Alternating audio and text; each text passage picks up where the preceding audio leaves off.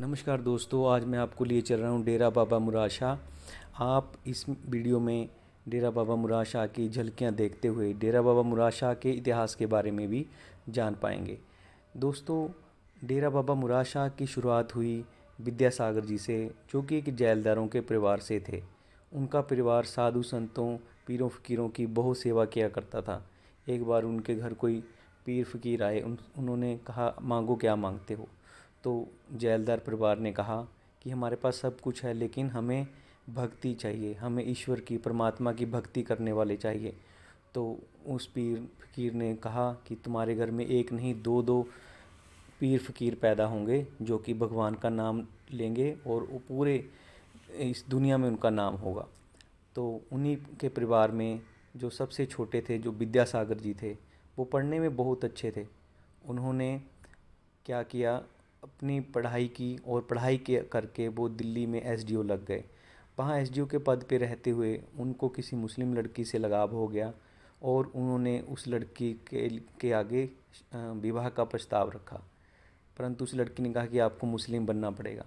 ये सुन के विद्यासागर जी का मन बहुत परेशान हुआ और वो वहाँ से जॉब छोड़कर वापस नकोदर, अपने जो जन्म स्थान है, वहाँ पे आ गए।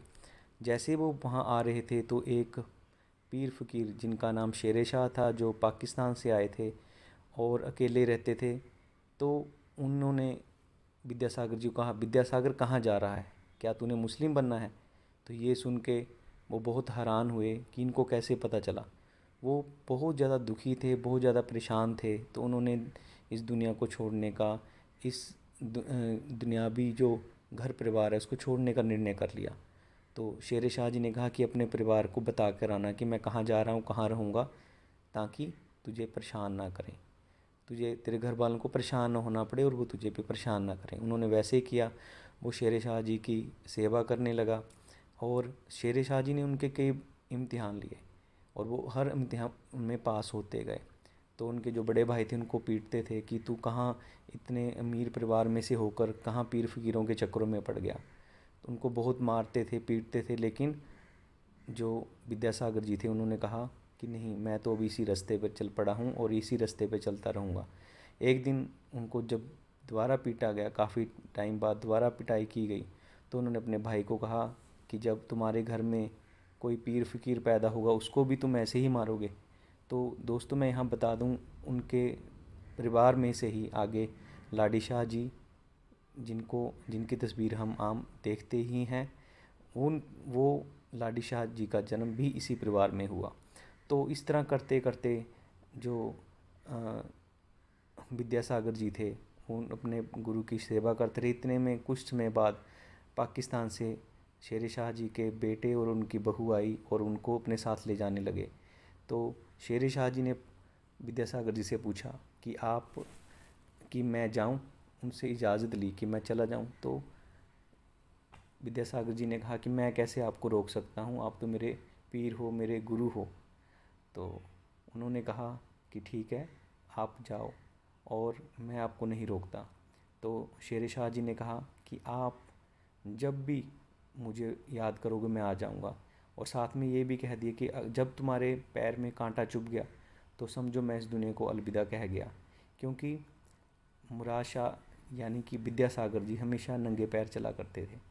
और जहाँ आज नकोदर की पवित्र स्थान बना हुआ है, यहीं पास में एक बहुत बड़ा तालाब था, उसके पास वो रहा करते थे। तो उनकी ख्याति कैसे बढ़ी, कैसे लोगों को धीरे धीरे पता चला कि वहाँ एक औरत जो कि उनकी सेवा करती थी, उनके कपड़े धोती थी, उनके लिए खाना लेकर आती थी। तो जब उन्होंने देखा उस औरत को, उसने कहा, तुम कहाँ जा रहे हो आज। कहती, मैं अपने बेटे के लिए खाना लेके जा रही हूँ, उसको आज फांसी होनी है। तो विद्यासागर जी ने कहा कि वो तो बरी हो गया है। उनको लगा कि बाबा जी मजाक कर रहे हैं, लेकिन बाद में जब देखा तो सच में वो वहाँ से बरी हो चुका था। तो इस तरह से जो विद्यासागर जी थे, उनकी ख्याति और उनके बारे में लोगों को पता चलना शुरू हुआ। तो इसी तरह धीरे धीरे करते हुए जो वहाँ पे एक धीरे धीरे स्थान बनता गया।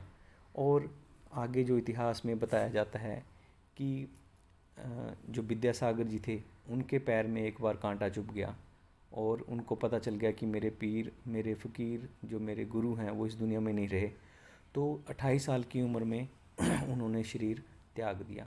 और उन्होंने जो औरत जो इनकी सेवा करती थी, उनको खाना खिलाती थी, उनके कपड़े धोती थी, उसको सपने में आकर कहा कि मेरा स्थान यहाँ पे बनाया जाए। तो यहीं पे बाबा मुराद शाह जी के नाम से, और बाबा मुराद शाह जी का नाम शेर शाह जी ने दिया कि जो भी लोग तुम्हारे दर पे आएंगे उनकी सारी मुरादें पूरी होंगी। तो तब से ये स्थान डेरा बाबा मुराद शाह बना। जैसे कि आप वीडियो में भी देख पा रहे हैं, ये देखिए ये गैलरी बनी हुई है अंदर।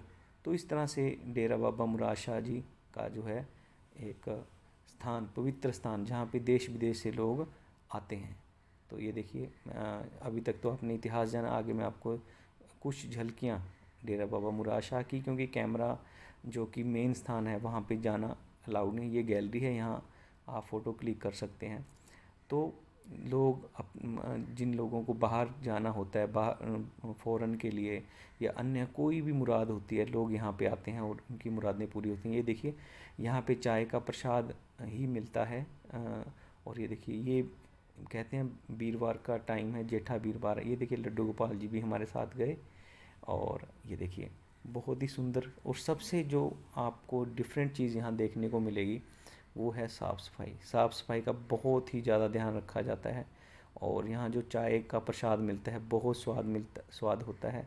और अगर आप देखें, मुझे लगता है कि दुनिया में एक ही ऐसा स्थान होएगा, ऐसा धार्मिक स्थान, जहाँ पे चाय कप्स में सर्व की जाती है। कप में आपको चाय मिलेगी। ये देखिए, जो श्रद्धालु कहें या भक्तजन कहें, चाय का प्रसाद लेते हुए। तो दोस्तों, मैंने कोशिश की आपको जो डेरा बाबा मुराद शाह जी का जो इतिहास है वो बताने की। देखिए पास में बिल्कुल डेरे के सामने ही ये देखिए बाग है, बहुत ही बढ़िया साफ़ सुथरा।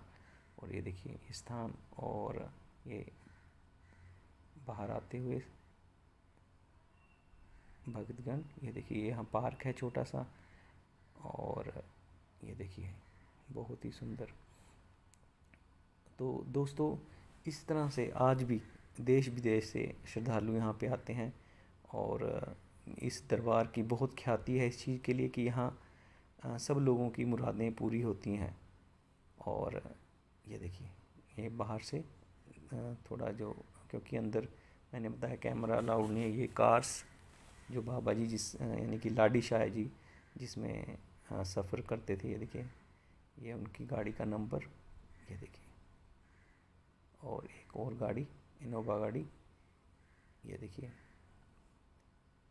तो इस तरह से दोस्तों जो मुराद शाह का जो स्थान है बहुत ही पवित्र माना जाता है। और मैंने कहा कि लोग, और ये मैंने बताया आपको जो ये दिन है, ये वीरवार का दिन है। यहाँ पे ख़ास तौर से लोग वीरवार को ही माथा टेकने आते हैं। और यहाँ पे जो प्रसाद चढ़ता है वो चढ़ता है बेसन, अगरबत्ती और तेल। और तेल जो यहाँ पे चढ़ाया जाता है वो सिर्फ़ और सिर्फ वीरवार को चढ़ाया जाता है। बाकी दिन आप अगरबत्ती और बेसन जो है प्रसाद के तौर पे चढ़ा सकते हैं। और इस दिन देखिए छबील लगी हुई, बहुत ही बढ़िया, और छबील का आनंद लेते हुए लोग। तो दोस्तों, आई होप आपको ये वीडियो अच्छी लगी तो इसको लाइक एंड सब्सक्राइब करें।